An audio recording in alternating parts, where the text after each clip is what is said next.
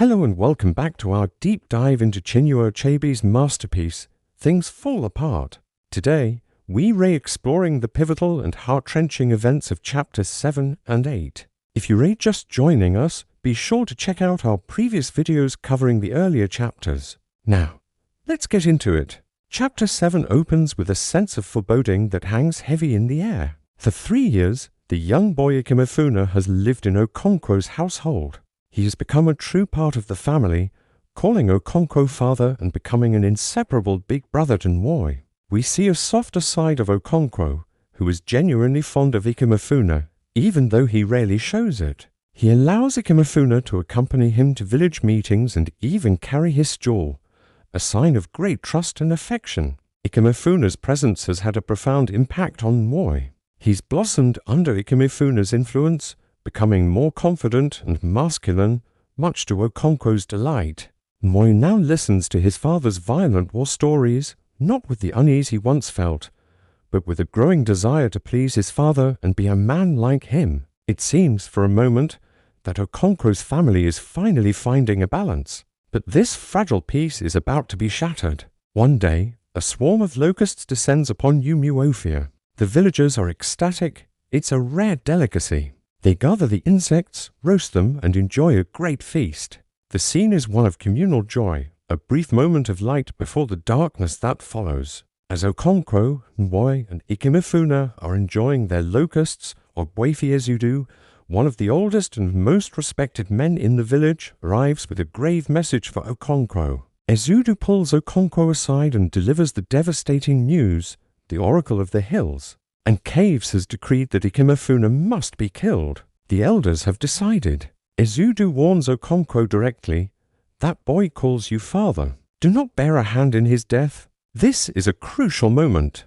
The clan's spiritual authority has spoken, but a respected elder is also offering personal, moral guidance. Okonkwo is caught between his duty to the clan and his personal feelings for the boy, who has become his son. Okonkwo is deeply troubled, but he hides his turmoil. When he tells Umofia that he is finally going home, the boy is a mix of emotions, sad to leave the only family he truly knows, but excited at the prospect of seeing his mother and sister again. Nwoi, overhearing the news, bursts into tears. The lie is a cruel one, meant to make the journey easier, but it only adds to the tragedy. The next day, a group of elders, along with Okonkwo, lead Umofia out of the village. The boy walks with a pot of wine on his head, thinking he is on his way home. The journey is long and quiet. Umofia, feeling a growing sense of dread, begins to think of Okonkwo as his real father. He feels safe with him.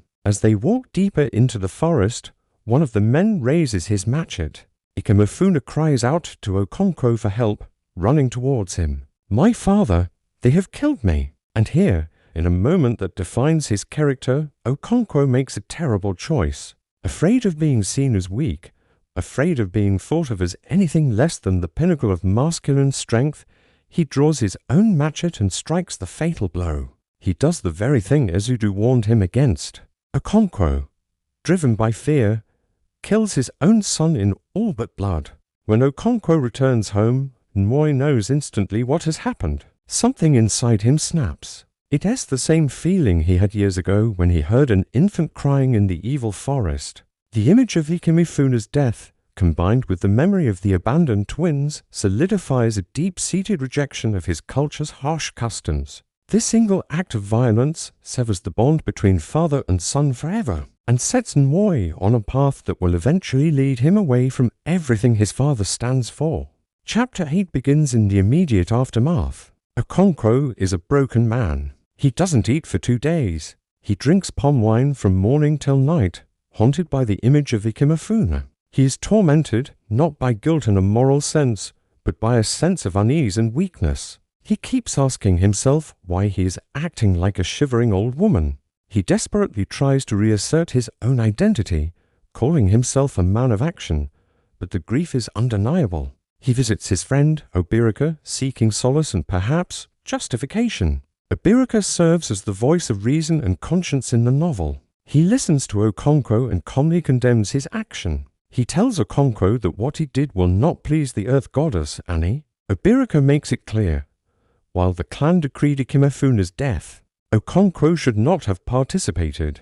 He says, "If I were you, I would have stayed at home." It is the kind of action for which the goddess wipes out whole families. Obirika understands the nuances of their laws and traditions in a way that Okonkwo, in his rigid adherence to a narrow ideal of strength, cannot. The conversation then shifts to other clan customs, highlighting Obirika's more thoughtful and questioning nature. They discuss the strange traditions of a neighboring village and the bride price negotiations for Obirika's daughter. A cookie. This part of the chapter provides a rich, detailed look at the social fabric of Igbo life. We see the intricate and respectful process of negotiating a dowry, a scene full of tradition, proverbs, and communal respect. It's a stark contrast to the brutal violence we just witnessed. This negotiation isn't just a transaction, it's a ritual that binds two families together, a celebration of life and continuity. The chapter ends with a reflection on the different kinds of strength. Obirika thinks about Okonkwo, a man famous for his wrestling and his barns, yet who just killed a boy who called him father. Obirika questions the logic of some of their laws, especially those that led to his own twins being thrown away. He is a man who thinks, who feels, and who is capable of questioning the world around him. He represents a different kind of Igbo man, one who is not defined solely by aggression and fear. These two chapters are the turning point of the novel. Okonkwo's decision to kill Ikemefuna is his tragic flaw in action. It's an act born from his terror of being perceived as weak, a fear instilled in him by his father's legacy. This single event alienates his son Moi, earns the disapproval of his wise friend Obirika, and sets Okonkwo on a path of self-destruct that will have devastating consequences. When the white missionaries arrive, the personal tragedy of a father killing his son foreshadows the larger, communal tragedy to come. Thanks for joining me for this summary and analysis of chapters 7 and 8. These are some of the most powerful and important chapters in the book. What did you think of Okonkwo's decision? Let me know in the comments below. Don't forget to like this video and subscribe for more literary deep dives. We'll see you next time as we continue our journey through Things Fall Apart.